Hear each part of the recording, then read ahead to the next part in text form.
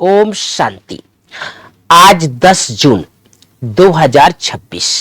आज प्राणेश्वर बाबा की मुरली से याद रखने के लिए कुछ मुख्य बिंदु। बाबा कहते हैं, क्या कहते हैं बाबा?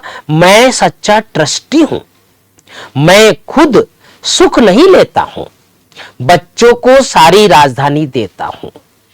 लौकिक बाप भी बच्चों को सब कुछ वर्षे में दे जाते हैं। मैं तो स्वर्ग में कुछ भी लेता नहीं हूं, तुमको ही सब देता हूं। तो तुम्हारा कनेक्शन सारा शिव बाबा से है। दूसरी बिंदु, नंबर 1 देखो भाई बहनों, मम्मा वहां चल रहा है ना, तो बाबा मुरली में भी मम्मा को याद किया है। नंबर 1 देखो, मम्मा गई है ना, मम्मा के अव्यक्त होने की बात की मुरली है। नंबर 1 देखो, मम्मा गई, उनके पास तो कुछ भी नहीं था, गरीब के घर की थी, फिर भी नंबर 1 चली गई।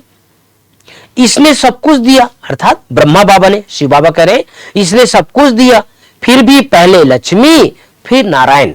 कितना वंडरफुल खेल है। आज प्यारे बाबा की मुरली से मुख्य मुख्य 5 बातें। गीत बजा है, दर पर आए हैं कसम लेके। पहली बात, मीठे बच्चे, शिव बाबा और ब्रह्मा बाबा दोनों की मत मशहूर है, तुम्हें दोनों की मत पर चलकर अपना कल्याण करना है। दूसरी बात, प्रश्न है, बहुत सुंदर प्रश्न है, नंबर 1 ट्रस्टी कौन है और कैसे?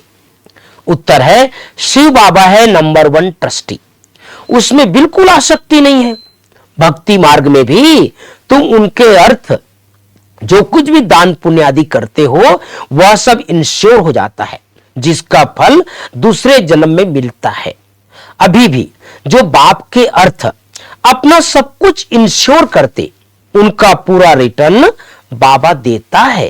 क्योंकि बाबा कहते हैं, बच्चे मैं खुद तो सुख भोगता नहीं हूं, मैं तुम्हारा लेकर क्या करूंगा। आज की मुरली से तीसरी बात, इस ड्रामा की हर सीन को साक्षी होकर के देखना है, क्योंकि बनी बनाई बन रही, कभी किसी बात में संशय नहीं उठाना है। बाबा इंश्योर मैग्नेट है, इसलिए तन मन धन बाप की सर्विस में सफल कर अपना भविष्य बनाना है। बाबा से पूरा पूरा कनेक्शन रखना है, पूरा समाचार देना है। चौथी बात, सदगुरु बाबा की मुरली से वरदान, मर्जीवा स्थिति द्वारा हिम्मत और उल्लास की अविनाशी स्टैंप लगाने वाले प्राप्ति संपन्न भाव।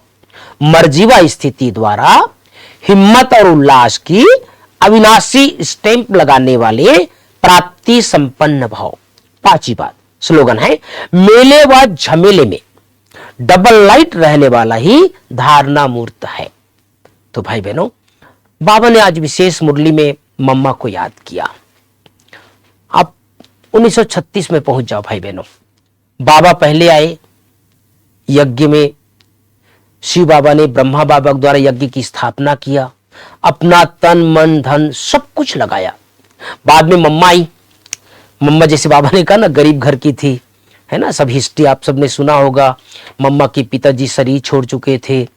मम्मा के जो मामा जी थे वो मम्मा की पालना किए थे, और पढ़ाई लिखाई करने के बाद मम्मा बाबा की यज्ञ में आई।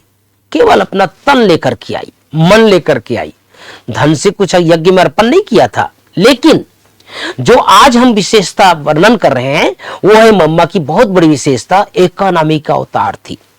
अर्थात यज्ञ का कोई भी चीज वेस्ट नहीं करना है।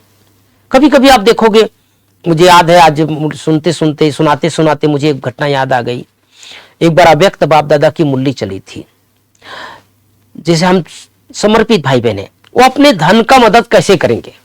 तो बाबा ने कहा था, देखो जैसे नल चालू है ना, पानी का नल, आपने देखा, किसी ने देख ले भी, किसी ने नल छोड़ के चला गया है, आपने नल बंद कर दिया, जो जितना पानी वेस्ट होना था वो बच गया।